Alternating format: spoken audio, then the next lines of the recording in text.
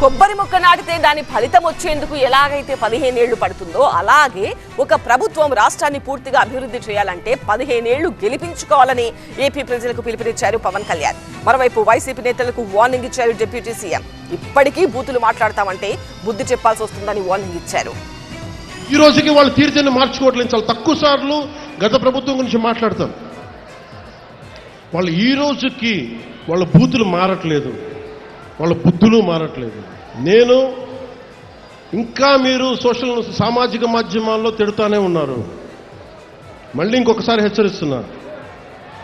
పిఠాపురంలో ఒకసారి చెప్పాను మీకు, మళ్ళీ మీరు కూర్చొని పాత పద్ధతిలో గనుక మళ్ళీ నాయకులు మళ్ళీ మీరు పిచ్చి ప్రలాపనలు చేస్తే పర్యావసానాలు చాలా తీవ్రంగా ఉంటాయి, గుర్తుపెట్టుకో.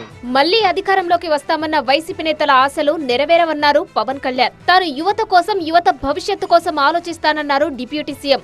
జెన్జీ అంతా రాష్ట్ర భవిష్యత్తు కోసం ఆలోచించాలన్నారు ఆయన.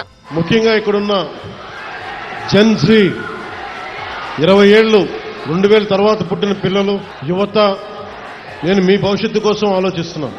అది ఆఖరిలో చెప్తాను, మీ భవిష్యత్తు కోసమే నేను ఆలోచిస్తున్నాను. నేను ఎర్లీ 20s 20 వయసులో ఉన్నప్పుడు ఆలోచించాను. దేనికంటే నేను వచ్చే తరం కోసం ఆలోచించాను, పుట్టబోయే తరం కోసం ఆలోచించాను.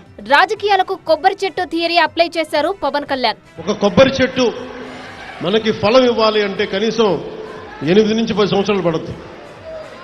పూర్తి స్థాయిలో దాని ఫలితం చూడాలంటే కనీసం 15 సంవత్సరాలు పడుతుంది. నేను ఈ రోజున మిమ్మల్ని అడిగేది ఎలక్షన్ ముందు అడగట్లేదు, ఇప్పుడే అడుగుతున్నాను. వచ్చే 15 సంవత్సరాలు ఈ కూటమి ప్రభుత్వానికి మీరు అండగా ఉన్నారు. బతుకు తెరువుకు సినిమాలు చేస్తున్నానన్న ఉప ముఖ్యమంత్రి బాధ్యతగా రాజకీయం చేస్తున్నానన్నారు. ఈ మధ్యన మీరు బాధపడుతున్నారని చెప్పి కొంచెం దృష్టి పెట్టాను ఓజీ గురించి. మరీ రాజకీయం, సమాజం అని మమ్మల్ని ఏడిపిస్తున్నాడు, మమ్మల్ని తలెత్తుకోలేకపోతున్నాం మన అభిమానులందరూ మాట్లాడుతూ ఉంటే ఒక్కసారి మీకోసం దృష్టి సారించాను. ఎందుకంటే నాకు సినిమాలు ఒకే నా బతుకు తెరువు, నా జీవనాధారం. గల్లీ లీడర్ల నుంచి ఎమ్మెల్యే వరకు ఎవరు తప్పు చేసినా ఉపేక్షించేది లేదన్నారు పవన్ కళ్యాణ్.